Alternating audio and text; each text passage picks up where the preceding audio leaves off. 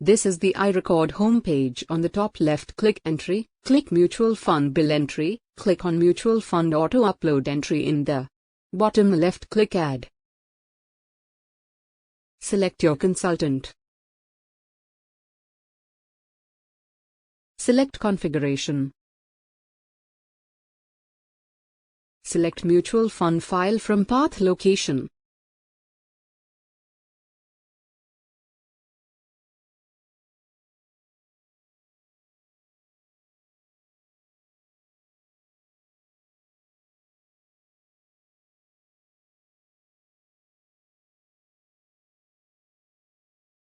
Select your bank account. Select your Demat account. Click OK. File uploaded successfully. OK. Now save. Click OK. In Mutual Fund Script Mapping, select Account Name column. Enter.